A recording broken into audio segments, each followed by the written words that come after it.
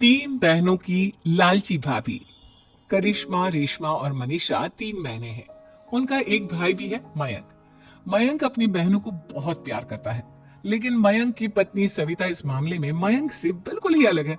वो अपनी ननदों का जितना बुरा कर सकती है उतना बुरा करती ही रहती है और अपनी ननदों पर हुक्म भी चलाती है। करिश्मा, करिश्मा, तुमने अभी तक नाश्ता नहीं बनाया? तुम्हारे भैया को ऑफिस जाने में देर हो रही है। हाँ भाभी, बस अभी बनाती हूँ। करिश्मा, तुम ये ढीलापन छोड़ दो। कल को पराये घर जाना है।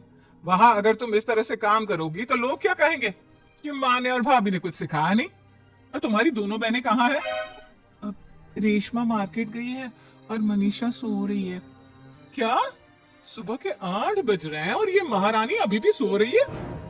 ये कहते हुए सविता अपनी सास के पास माँ जाती जी, है। देख रही हो अपनी बेटियों के तौर तरीके? क्या हुआ बहू? सुबह सुबह क्या कर दिया मेरी बेटियों ने?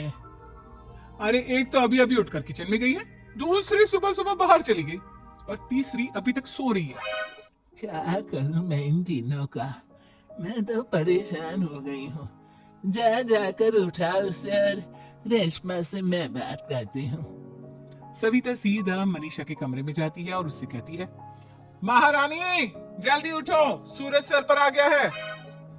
भाभी, थोड़ी देर और सोने दो ना, मैं रात को लेट सोई थी। वो क्या है ना, यूनिट टेस्ट चल रहा है। शराफत से उठती है या नहीं, या फिर पानी की भरी बाल्टी डालूं तेरे ऊपर? नहीं नहीं भाभी, मुझे बिस्तर में नहीं नहाना, उठती हूँ मैं। मनीषा जल्दी से उठकर बाथरूम में चली जाती है।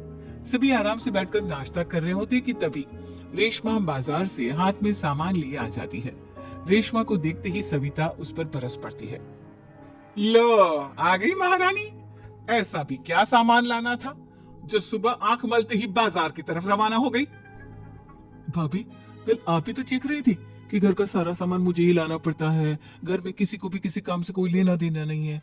अब मैं बाजार जाकर सामान ले आई तो आपको इस बात से भी तकलीफ हो रही है? देख रही हो माँ जी, अपनी बेटी की जुबान कैंची से भी तेज चलती है। और मयंक, आप तो कुछ कहेंगे नहीं अपनी लाडली बहन को? रेशमा, अपनी भाभी से ऐसे बात नहीं करते। चलो माफी मांगो। भैया, मैं क्यों माफी मांगू? अब भाभी से बोलिए ना कि हम पर कम हुक्म चलाया करे। हम इस घर की बेटियां हैं और आपकी पत्नी की ननद है, नौकरानी नहीं। लो, कर लो बात। इनकी भलाई के लिए कुछ भी बोलो तो इन्हें बुरा लग जाता है। इस घर में यही इज्जत है मेरी। देख लो माँ जी, आपकी बेटी किस लहजे में मुझसे बात कर रही है। सविता वहां से चली जाती है। मयंक को बहुत गुस्सा आता है, वो भी वहां से चला जाता है। फिर करिश्मा रेशमा को समझाती है, रेशमा, तुम्हें भाभी से माफी मांग लेनी चाहिए थी ना। लेकिन दीदी, मैंने कुछ किया ही नहीं, तो मैं माफी क्यों मांगू? हाँ करिश्मा दीदी, रेशमा दीदी जैसे ही घर में आई भाभी ही उन पर चिल्ला रही थी। हाँ, मैं मानती हूँ कि गलती भाभी की थी। मैं तो इसलिए बोल रही हूँ कि भाभी ने माँ को तो पूरी तरह अपने वश में कर लिया है। वो हमारी बात सुनती ही नहीं। मयंक भैया हमारे लिए हमेशा खड़े रहते हैं, इसलिए उनकी बात का मान तो तुम्हें रखना चाहिए था ना। कोई फायदा नहीं दीदी, कुछ दिनों की बात और है, भाभी उन्हें भी हमारे खिलाफ भड़का देंगी। फिर वो भी माँ की तरह हमारी किसी बात का विश्वास नहीं करेंगे। इसी तरह सविता अपनी तीनों ननदों को किसी न किसी बात पर परेशान करती रहती थी। एक दिन मयंक अपनी तीनों बहनों के लिए गिफ्ट लाया। क्या रेशमा, ये तुम्हारे लिए हार का सेट, रेशमा तुम्हारे लिए सुंदर सी ड्रेस, और मनीषा, तुम्हें किताबें पसंद है ना, तुम्हारे लिए किताबें लाया हूँ। थैंक यू भैया, थैंक यू भैया, थैंक यू भैया। करिश्मा, तुम्हारा नेकलेस कितना सुंदर है, ये भैया कहाँ से ले आए होंगे? मैंने भैया को 3 दिन पहले फोन पर ये डिजाइन दिखाया था और आज भैया ये ले आए। सविता तो अपनी ननदों की गिफ्ट्स देखकर जल गई और करिश्मा का नेकलेस तो उसे भी बहुत पसंद आया था। अपनी बहनों के लिए कितना अच्छा नेकलेस लेकर आए हैं, मुझे कभी कोई गिफ्ट नहीं दिया। मैं आज ही ये हार चुरा लूंगी। रात में सविता करिश्मा का हार चुरा लेती है और इसी तरह उसे अपनी ननदों की जो भी चीज अच्छी लगती वो उसे मांगती नहीं, बल्कि रात के अंधेरे में चुरा लेती। इसी तरह दिन बीतते गए और सविता ने मयंक के दिल में भी उसकी बहनों के लिए नफरत पैदा कर दी। एक दिन मयंक ने करिश्मा और रेशमा के लिए रिश्ता देखा और ये बात उसने घर में सबको बताई। माँ, करिश्मा और रेशमा के लिए बहुत अच्छा रिश्ता आया है, वो लोग कल इन्हें देखने आ रहे हैं, आप और सविता मिलकर सारी तैयारी कर लेना। ये सुनकर करिश्मा और रेशमा खुश हो जाती है, लेकिन सविता सोचती है, अगर इन दोनों बहनों की शादी हो गई तो घर और बाहर का काम कौन करेगा? मनीषा तो एक नंबर की कामचोर है, उससे तो किसी बात की उम्मीद लगाना ही बेकार है। मुझे इस शादी को रोकना होगा। अगले दिन सभी लड़के वालों के स्वागत की तैयारी करने में लगे होते हैं। तभी मयंक अपनी बहनों से आकर कहता है, तैयार हो गई तुम दोनों? देखो दोनों लड़के बहुत अच्छे हैं, मैं कोई कसर नहीं छोड़ना चाहता, इसलिए तुम उनके सामने अच्छे से बिहेव करना और अपनी भाभी से लड़ने मत लग जाना। करिश्मा, तुम वो नेकलेस पहन लो ना जो मैं तुम्हारे लिए लाया था। भैया मैं बहुत देर से वो नेकलेस ढूंढ रही हूँ, लेकिन मुझे मिल ही नहीं रहा। क्या तुमने नेकलेस खो दिया? तुम्हें पता भी है वो कितना महंगा था? तुम कोई काम ढंग से नहीं कर सकती। मयंक गुस्से में वहां से चला जाता है। थोड़ी देर बाद लड़के वाले भी आ जाते हैं। वो दोनों बहनों को पसंद कर लेते हैं और रिश्ता पक्का हो जाता है। लेकिन सविता के दिमाग में तो कुछ और ही खिचड़ी पक रही थी। वो पंडित जी के पास करिश्मा की कुंडली लेकर जाती है और उन्हें पैसे देकर करिश्मा की कुंडली बदलवा देती है। जब लड़के वालों के पास करिश्मा की कुंडली जाती है तो वो दुर्गा को फोन करते हैं। बहन जी, हमने करिश्मा की कुंडली अपने पंडित जी को दिखाई थी। आपकी बेटी की कुंडली नहीं बल्कि दोषों का पिटारा है।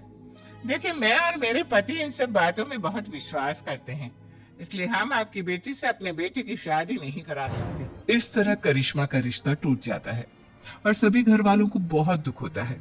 अब कविता सोचती है, चलो करिश्मा का तो रिश्ता टूट गया, अब रेशमा का भी रिश्ता तोड़ना है। क्या करूं क्या करूं? अब सविता आवाज बदलकर किसी अननोन नंबर से रेशमा के होने वाले ससुराल में फोन करती है। हेलो, मैं कौन हूँ कौन नहीं ये आपके लिए जानना जरूरी नहीं, बस इतना सुन लो कि रेशमा का 2 साल से किसी के साथ अफेयर चल रहा है। बस रेशमा का रिश्ता तोड़वाने के लिए सविता का इतना कहना काफी था। अब रेशमा का भी रिश्ता टूट गया। मयंक और दुर्गा देवी ने रेशमा को खूब खरी खोटी सुनाई और उससे बार बार उस लड़के के बारे में पूछने लगी। आप दोनों मुझे क्यों परेशान कर रहे हो? अरे कोई लड़का होगा मेरी लाइफ में तो मैं बताऊंगी ना, जब कोई है ही नहीं तो कहाँ से लाऊं मैं कोई लड़का? तो तेरे होने वाले ससुराल वालों को फोन किसने किया था? माँ मैं नहीं जानती किसने फोन किया था, मैं सच कह रही हूँ। मैं तो पहले ही कह रही थी इसकी लगाम खींच कर रखो, लेकिन मेरी सुनता ही कौन है। आप चुप रहिए भाभी, ये सब आपका ही किया धरा है। अब तीनों बहनों को विश्वास हो जाता है कि ये सब उनकी भाभी ही कर रही है। तीनों बहनें अपनी भाभी को सबक सिखाने के लिए एक वकील कर लेती है और घर में हिस्सा मांग। देखो भैया, माँ बाप की जायदाद में जितना बेटों का हक होता है उतना ही बेटियों का, इसलिए इस घर के 4 हिस्से होंगे और हमें अपना हिस्सा चाहिए। मैंने तुम्हारे लिए क्या क्या नहीं किया और तुम इस घर में हिस्सा मांग रही हो? भैया, आप और माँ हम बहनों की कोई बात नहीं सुनते हो और भाभी हमारी शादी नहीं होने देगी क्योंकि उन्हें लगता है कि आप हमारी शादी में ज्यादा पैसा लगाओगे और उन्हें हम जैसी फ्री की नौकरानी कहाँ मिलेगी। तो हम भाभी के साथ तो रह नहीं सकते, हम बहनों को अपना हिस्सा चाहिए। अरे तुम्हें शर्म आनी चाहिए अपनी भाभी पर ऐसा इल्जाम लगाते हुए। वो तुम्हारे बारे में कितना सोचती है। हाँ माँ, भाभी हमारे बारे में बहुत सोचती है, दिन रात बस यही सोचती रहती है कि किस तरह से अपनी तीनों ननदों को परेशान करूं और कभी मुझे पढ़ने भी नहीं देती। दोनों बहनों का रिश्ता भी तो इन्होंने ही तोड़वाया है और रात में हमारे कमरे में आकर हमारी चीजें भी चुराती है। इसी तरह सविता की तीनों ननदें अपनी बात पर अड़ी रही। अब कोर्ट में तारीख भी शुरू हो गई।